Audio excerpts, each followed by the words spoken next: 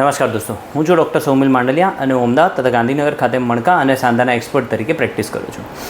દોસ્તો, શું તમારા એમઆરઆઈમાં એવું આવેલું છે કે તમારે નસ પર કોઈ રીતનું દબાણ નથી, મતલબ કે સ્લીપ ડિસ્ક કે સાયટિકા જેવા તકલીફ નથી, આખા પગમાં કોઈ રીતનો દુખાવો નથી જઈ રહ્યો અને તમને ડૉક્ટરે એવું કીધેલું છે કે ઓપરેશનની જરૂરત નથી, પરંતુ તો પણ તમને વારે તહેવારે મતલબ દર મહિને 2 મહિને કે 3 મહિને તમને કમરનો દુખાવો થઈ જ રાખે છે, તો તેનું એક સોલ્યુશન હું આપને આ વિડીયોમાં જણાવવા જઈ રહ્યો છું.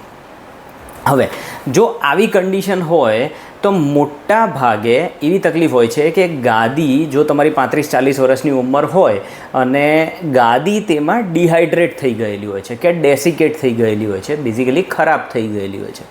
તમને કદાચ તમારા ડૉક્ટરે બતાડ્યું હશે કે આ જે ગાદી છે એમઆરઆઈમાં તે બીજી બધી ગાદીની કમ્પેરિઝનમાં કાળી પડી ગયેલી છે, ખરાબ થઈ ગયેલી છે, પરંતુ નસ પર કોઈ રીતનું દબાણ નથી, એટલે તમને ઓપરેશનની કોઈ જ જરૂર નથી.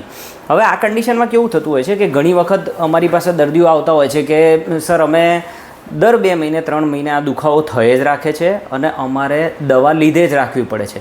તો હવે એવું તો કઈ રીતે થશે કે દવાની પણ સાઈડ ઇફેક્ટ હોય, એની પણ બીક લાગતી હોય અને વારે ઘડીએ દુખાવો પણ થઈ રાખે, તો એવું તો કઈ રીતે ચાલશે કે ઓપરેશનની જરૂર નથી અને દવા પણ લીધે જ રાખવાની? એવું તો થાય નહીં.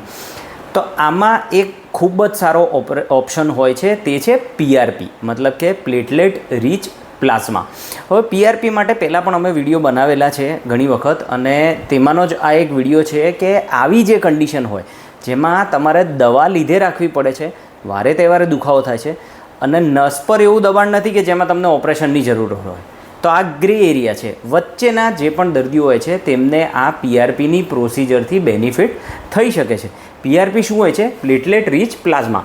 આપણું જે લોહી હોય છે તે લોહીની અંદર ઘણા બધા સેલ્સ હોય છે, ઘણા કોષ, અલગ અલગ સેલ્સ હોય છે, તેમાંના એક છે પ્લેટલેટ. હવે આ પ્લેટલેટ જે છે તે આપણા લોહીની અંદર હોય, તે અમારે તમારું જ બ્લડ લઈએ છીએ, તેને સેન્ટ્રીફ્યુજ કરવામાં આવે છે, એક મશીનની અંદર તેને પ્રોસેસ કરવામાં આવે છે. તે મશીનની અંદર પ્રોસેસ કરવાથી તેમાં પ્લેટલેટ રિચ પ્લાઝમા, મતલબ એવું પ્લાઝમા, એવું લિક્વિડ જે અલગ થઈ જાય છે, જેની અંદર પ્લેટલેટ ખૂબ જ સારી માત્રામાં હોય છે. પ્લેટલેટ શેના માટે મદદ કરે છે કે તમારી જે ગાદી જે છે, જે ખરાબ થઈ ગયેલી છે, તેને થોડી ઘણી રીજનરેટ કરવામાં મદદ કરે છે અને તમને કમરના દુખાવામાં ઘણી ખરી રાહત મળી શકે છે. તો આ પ્લેટલેટ રિચ પ્લાઝમાની પ્રોસિજર છે, જે કરવાથી આમાં બેનિફિટ થઈ શકે છે. આ પ્રોસિજર કઈ રીતે કરવામાં આવે છે? સૌથી સારો બેનિફિટ તેનો એ છે કે તે લોકલ એનેસ્થેસિયા, મતલબ કે દર્દીને જાગૃત અવસ્થામાં રાખીને આ પ્રોસિજર કરવામાં આવે છે. દર્દીને એડમિટ કરવામાં આવે છે હોસ્પિટલમાં, દર્દીનું બ્લડ લેવામાં આવે છે, તે સેન્ટ્રીફ્યુજ કરવામાં આવે છે, જેમાં અડધો કલાકથી લઈને 1 કલાક સુધીની પ્રોસિજર થઈ શકે છે. સેન્ટ્રીફ્યુજ થઈ જાય એટલે પ્લેટલેટ રિચ પ્લાઝમા, જે પ્લાઝમા હોય છે તે અલગ થઈ જાય છે અને તેને દર્દીની જે પણ ગાદી છે જે ખરાબ થઈ ગયેલી છે તેની અંદર ઇન્જેક્ટ કરવામાં આવે છે અને આ ઇન્જેક્શન આપીને ત્યારબાદ ઇવેન્ચ્યુઅલી 2 થી 3 અઠવાડિયે ઘણો ખરો ફાયદો દર્દીને થઈ શકે છે.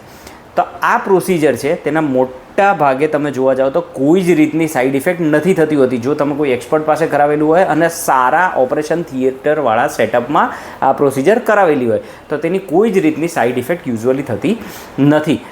બીજી વસ્તુ કે તેમાં તમે જાગૃત અવસ્થામાં કરો છો એટલે એનેસ્થેસિયાની કોઈ બીક નથી, તમને એનું કોઈ રિસ્ક રહેતું નથી. ત્રીજી વસ્તુ, હોસ્પિટલમાં એડમિટ રહેવાની તમારે 24 કલાકથી વધારે જરૂરત રહેતી નથી. ઘણા દર્દીઓને તો 4 થી 6 કલાકમાં ડિસ્ચાર્જ પણ આપી શકાય છે.